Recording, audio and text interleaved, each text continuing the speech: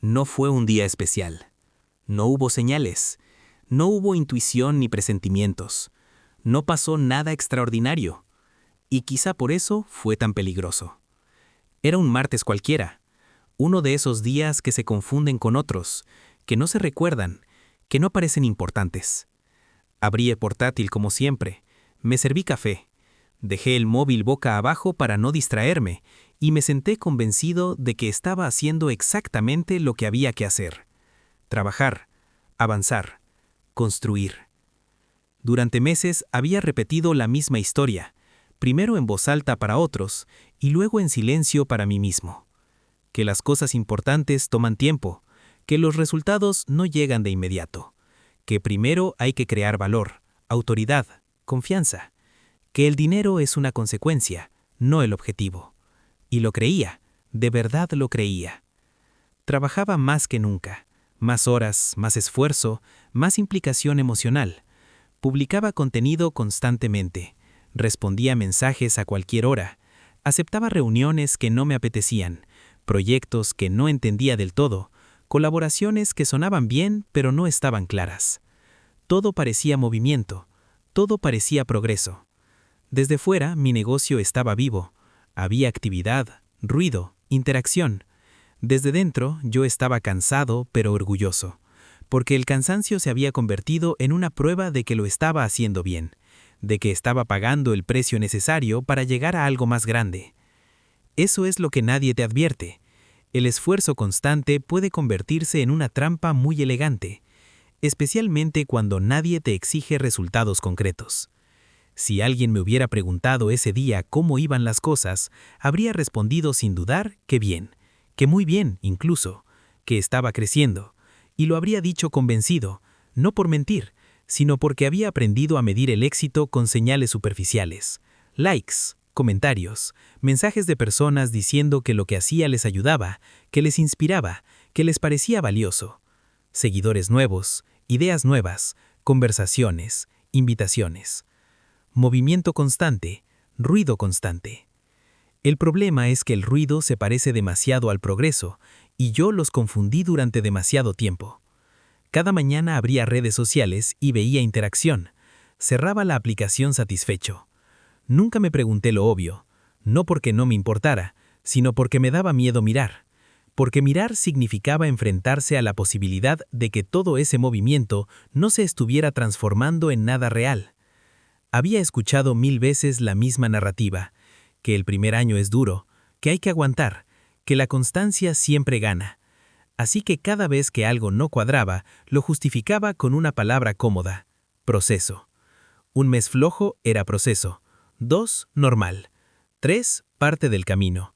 El problema es que nadie te enseña a diferenciar entre proceso y error repetido. Yo no estaba atravesando un valle antes del crecimiento. Estaba corriendo en una cinta, gastando energía sin avanzar, pero aún no lo sabía. Ese martes abrí el ordenador con una intención distinta. No fue valentía ni claridad, fue incomodidad. Tenía que preparar información para una posible colaboración. Me pidieron números reales, ingresos, gastos, márgenes. Nada extraordinario, nada que no debería poder mostrar sin problema. Sentí una resistencia física. En el pecho, en el estómago. Pensé en posponerlo, pensé en hacerlo otro día, pensé incluso en mandar cifras aproximadas, pero algo me detuvo. Abrí la hoja de cálculo. Al principio no vi nada alarmante. Filas, columnas, meses. Todo parecía normal hasta que empecé a sumar, luego a restar, luego a comparar. El silencio se hizo pesado. No un silencio metafórico, uno real. Mi café se enfrió sin que me diera cuenta. Volví a calcular, convencido de que había un error. No lo había. Trabajaba más que nunca y ganaba prácticamente lo mismo que 6 meses atrás. Peor aún, si descontaba horas reales, gastos invisibles, energía mental, ganaba menos. No estaba estancado, estaba retrocediendo lentamente, sin notarlo. Mi mente reaccionó con excusas automáticas, que ese mes había sido raro, que el siguiente se equilibraría, que era una inversión. Las excusas siempre llegan antes que la verdad, pero esta vez no funcionaron. Miré 6 meses, luego 9, Luego un año. El patrón era demasiado claro. Ingresos irregulares, costes constantes, esfuerzo creciente. Y entonces apareció la vergüenza, no porque estuviera fracasando, sino porque yo no era nuevo en esto. Yo aconsejaba a otros, hablaba de estrategia, de sistemas, de mentalidad, publicaba sobre crecimiento, y mis propios números contaban una historia completamente distinta. Sentí rabia, confusión, calor en la cara. No entendía cómo había llegado hasta ahí sin darme cuenta antes. El pensamiento que me rompió fue simple y brutal. Si seguía así, dentro de un año estaría exactamente en el mismo lugar. No peor, no mejor, igual, con más cansancio y menos ilusión. Ahí entendí algo que me costó aceptar. Mi problema no era la falta de disciplina, era la dirección. Siempre había creído que estaba haciendo lo correcto, crear valor, ayudar, construir marca. Y sí, hacía muchas cosas bien, pero estaba ignorando la pregunta más incómoda del negocio. ¿Qué de todo esto genera dinero y qué solo me hace sentir productivo? Nunca había separado una cosa de la otra. Esa noche no dormí. Cerré el portátil, pero no la cabeza. Por primera vez no sentí motivación, sentí miedo. No miedo a fracasar, sino miedo a seguir fingiendo que todo iba bien. Algo tenía que cambiar, aunque aún no sabía qué. Los días siguientes fueron incómodos. Dejé de distraerme con actividad. Dejé de esconderme detrás de contenido, de mensajes, de tareas. Me senté a analizar todo lo que hacía, cada acción, cada proyecto, cada hábito. Y fue ahí donde llegó la revelación más dolorosa. La mayoría de las decisiones que había tomado no estaban malintencionadas, eran decisiones inteligentes, en teoría, decisiones que sonaban bien, que encajaban con el discurso correcto, que me hacían sentir alineado con la idea de buen emprendedor, pero juntas formaban un sistema que drenaba dinero, energía y enfoque. Había dicho sí a demasiadas cosas que no estaban conectadas entre sí. Había creado complejidad donde necesitaba simplicidad. Había confundido visibilidad con ventas, esfuerzo con impacto, ocupación con avance. Y lo más grave, había construido un negocio que dependía completamente de mí, de mi tiempo, de mi presencia constante. No tenía un sistema, tenía una jaula elegante. Cada nueva idea era una distracción, cada nuevo proyecto una excusa para no enfrentar el problema real. Me di cuenta de que no necesitaba hacer más, sino eliminar, cortar, decir no. Y eso iba en contra de todo lo que había creído hasta entonces. Durante semanas resistí el cambio. Parte de mí quería seguir igual. Era cómodo, conocido. Cambiar significaba aceptar que me había equivocado durante mucho tiempo. Significaba renunciar a cosas en las que había invertido identidad, no solo dinero. Pero los números no mentían, y cada día que pasaba sin actuar era una forma silenciosa de rendirse. Entonces tomé una decisión que, en ese momento, me aterrorizó. Eliminé de raíz lo que más tiempo ocupaba y menos dinero generaba. Cerré proyectos que funcionaban solo en apariencia. Dejé de crear contenido que no llevaba a ningún sitio. Simplifiqué la oferta hasta casi sentir vergüenza de lo básica que era. El miedo fue inmediato. Silencio. Menos mensajes, menos movimiento, menos ruido. Durante días pensé que había cometido un error irreversible. Y entonces pasó algo inesperado. Los ingresos dejaron de ser caóticos. Por primera vez fueron predecibles. No explotaron de golpe, se estabilizaron. Mi agenda se vació, pero mi cabeza también. Recuperé claridad, recuperé energía, recuperé algo que no sabía que había perdido. Respeto por mi propio tiempo. Ahí entendí la verdad más incómoda de todas. Más del 70% de lo que hacía cada día no solo no generaba dinero, sino que lo estaba quemando lentamente. Me mantenía ocupado, cansado y confundido. Me hacía sentir necesario, pero no efectivo. No estaba construyendo un negocio, estaba sosteniendo una ilusión. La versión de mí que creía estar haciendo todo bien no era un visionario incomprendido, era alguien evitando mirar de frente. Y la versión que emergió después no fue más talentosa, ni más trabajadora, fue más honesta. El cambio no fue espectacular desde fuera, No hubo viralidad, ni grandes anuncios, ni aplausos, pero dentro todo se reordenó. Entendí que el crecimiento real no siempre se siente como avance, a veces se siente como pérdida, como renuncia, como silencio. Y la verdad más dura llegó al final, cuando miré atrás y lo vi claro. El problema nunca fue el mercado, ni los clientes, ni la competencia, ni la falta de oportunidades. El problema fue que durante mucho tiempo confundí hacer lo correcto con hacerlo cómodo para mi ego. Y eso casi me cuesta el negocio entero. Después de ese primer reordenamiento, llegó una calma extraña. No era paz, todavía no. Era silencio. Un silencio que al principio incomoda porque te obliga a escucharte. Ya no había una lista interminable de tareas urgentes, ni la sensación constante de que si me detenía, todo se iba a caer. Y ahí apareció algo que no esperaba. Culpa. Culpa por no estar siempre ocupado. Culpa por no estar produciendo contenido cada día. Culpa por no responder inmediatamente. Me di cuenta de que había confundido durante años el valor personal con la cantidad de esfuerzo visible. Si no estaba cansado, sentía que estaba haciendo algo mal. Si no estaba estresado, parecía que no merecía avanzar. Ese fue otro golpe de realidad. El negocio no me había agotado solo financieramente, me había reprogramado la cabeza. Empecé a observar mis días con una lupa distinta. Qué tareas me daban energía y cuáles me la robaban. Qué conversaciones avanzaban algo concreto y cuáles solo alimentaban la ilusión de movimiento. Por primera vez, en lugar de preguntarme ¿qué más puedo hacer?, me pregunté ¿qué pasa si dejo de hacer esto? Al principio parecía peligroso, como si al soltar una cuerda todo fuera a desmoronarse. Pero no pasó. El mundo no se acabó. Nadie se fue. El negocio no colapsó. Lo que colapsó fue una mentira, la idea de que yo era indispensable para cada pequeño detalle. Empecé a ver algo que antes me había negado. Muchos de mis clientes no pagaban por el valor real de lo que ofrecía, sino por mi disponibilidad, por mi rapidez, por mi presencia constante. Yo había entrenado a la gente a depender de mí y luego me quejaba de estar atrapado. Eso dolió aceptarlo, porque significaba que parte del problema no era el sistema, sino cómo yo lo había diseñado. No por maldad, sino por miedo. Miedo a no ser suficiente. Miedo a que si no estaba encima, dejarían de elegirme. Miedo a quedarme fuera. Ese miedo había dictado demasiadas decisiones inteligentes.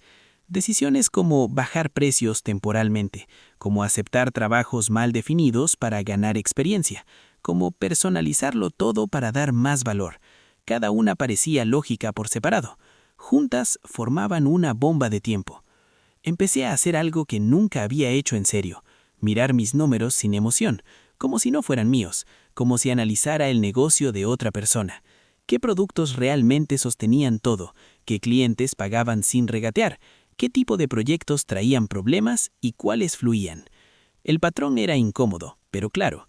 El 80% de mis ingresos venía de una parte muy pequeña de lo que hacía, y el 80% de mi cansancio venía del resto. Eso debería haber sido obvio, lo había leído 1000 veces, lo había dicho en voz alta incluso, pero entenderlo intelectualmente y aceptarlo en la práctica son cosas muy distintas. Aceptar eso significaba elegir, y elegir significa perder. Durante años había intentado no perder nada, ni oportunidades, ni clientes, ni ideas. Quería hacerlo todo, llegar a todos, estar en todos lados, y ese deseo de abarcarlo todo me había dejado sin profundidad, sin foco y sin dinero real. El siguiente paso fue el más difícil, subir precios y simplificar aún más, no como estrategia de marketing, sino como filtro. Sabía que perdería gente, y la perdí. Algunos se fueron en silencio, otros se quejaron, otros intentaron negociar como si el cambio fuera una traición personal. Cada mensaje de ese tipo activaba una parte antigua de mí que quería retroceder, volver a decir, vale, hagamos una excepción, volver a ser flexible hasta romperme. Pero no lo hice, y cada vez que resistía esa tentación, algo dentro se recolocaba.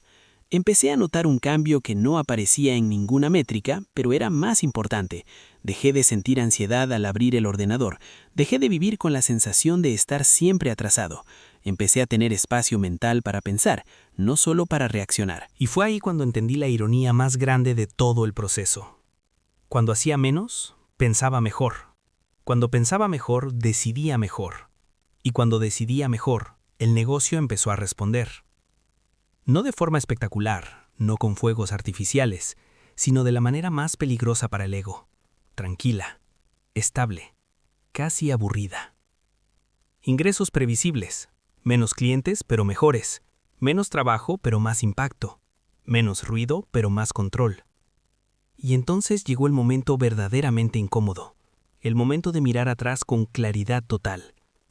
Si no hubiera parado ese martes cualquiera, si no hubiera abierto esa hoja de cálculo, si hubiera seguido escondiéndome detrás del discurso del proceso, habría seguido así durante años, no arruinado, no fracasado de forma dramática, peor, estancado para siempre en una versión del negocio que parecía funcionar desde fuera, pero que me estaba vaciando por dentro, aplaudido por hacer mucho pero sin construir nada sólido, respetado por el esfuerzo pero no por los resultados.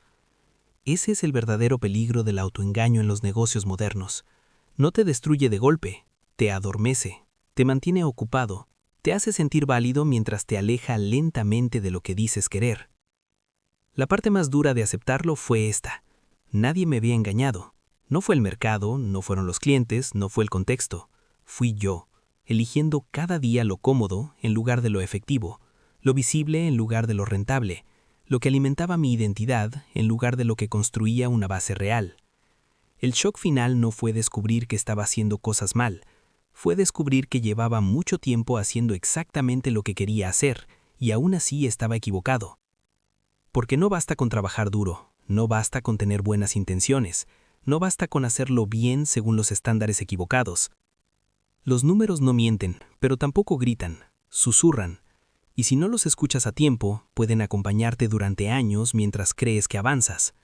Yo tuve suerte, miré antes de que fuera demasiado tarde, y desde entonces hay una pregunta que no dejo pasar ni un solo mes. ¿Esto construye el negocio que digo querer, o solo mantiene viva la ilusión de que todo va bien? Esa pregunta incomoda, pero ignórala una vez y el precio es pequeño. Ignórala durante años y te despiertas un martes cualquiera creyendo que todo está funcionando hasta que los números te dicen la verdad. Seguí haciéndome esa pregunta incluso cuando las cosas empezaron a ir bien, y eso fue clave, porque el peligro no desaparece cuando el negocio se estabiliza, solo cambia de forma. Cuando los ingresos dejaron de ser caóticos, apareció una nueva tentación: relajarme, decirme que ya lo había entendido todo, que el problema estaba resuelto, que ahora sí podía volver a probar ideas, a expandirme, a jugar. Y durante un instante, esa voz sonó razonable, amable incluso, como una recompensa merecida. Pero había aprendido algo importante. Cada vez que el negocio se desordena, no empieza con una gran decisión equivocada, empieza con pequeñas concesiones, con excepciones que parecen inofensivas, con frases como «solo esta vez» o «esto no va a afectar». Así que en lugar de expandirme, hice algo que antes me habría parecido absurdo. Me quedé quieto, observé, medí, esperé. Y fue ahí donde entendí otra verdad incómoda. Durante años había usado el crecimiento como anestesia, crecer para no pensar, probar cosas nuevas para no enfrentar lo que no funcionaba, mantenerme ocupado para no hacerme preguntas difíciles. El crecimiento me hacía sentir vivo, pero no necesariamente lúcido.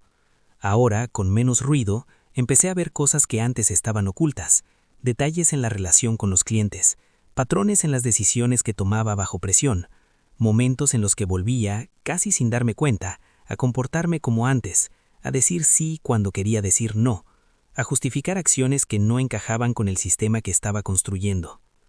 Y eso fue revelador. El cambio no es un evento, es una práctica constante. No basta con tomar una buena decisión una vez, hay que defenderla cada día. Hubo semanas en las que dudé, semanas en las que el negocio iba bien, pero yo me sentía inquieto, como si faltara algo. Antes habría interpretado esa sensación como una señal para hacer más. Ahora entendí que era justo lo contrario, era el viejo hábito intentando volver. El verdadero trabajo no estaba en crear nuevas estrategias, sino en sostener las correctas sin sabotearlas. Poco a poco empecé a notar algo que nunca había experimentado con tanta claridad: coherencia. Lo que decía que quería y lo que hacía empezaron a alinearse, no perfectamente, pero mucho más que antes. Y esa coherencia tuvo un efecto inesperado. dejó de agotarme. El negocio dejó de sentirse como una batalla constante, no porque fuera difícil, sino porque ya no estaba peleando contra mí mismo. Mirando atrás me di cuenta de que el momento más peligroso no fue cuando las cosas iban mal, sino cuando parecían ir bien, cuando el cansancio estaba normalizado, cuando la incoherencia estaba maquillada de discurso bonito, cuando el aplauso externo compensaba la falta de resultados reales. Ese martes cualquiera no fue el inicio del cambio, fue el final del autoengaño. El verdadero shock no fue ver números malos, fue entender que podía haber seguido así durante años sin que nadie me detuviera, sin que nada explotara, sin un fracaso visible que me obligara a parar, solo una lenta erosión de tiempo, energía y claridad. Eso es lo que hace que esta historia sea incómoda de contar, porque no es una historia de caída dramática ni de recuperación heroica, es una advertencia silenciosa, la prueba de que puedes estar haciendo todo bien y aún así estar completamente equivocado. Hoy sigo mirando los números con respeto, no con miedo, sino porque ahora sé lo que representan. No son un juicio sobre mi valor, son una conversación honesta con la realidad. Y cada vez que alguien me dice que está cansado pero en proceso, que trabaja mucho pero aún no toca, que siente que algo no cuadra pero prefiere no mirar, recuerdo ese martes, el café frío, la hoja de cálculo abierta, el silencio, y pienso lo mismo de siempre. Ojalá nadie tenga que llegar al borde para hacer la pregunta correcta, pero casi todos llegamos ahí porque es el único momento en el que dejamos de mentirnos.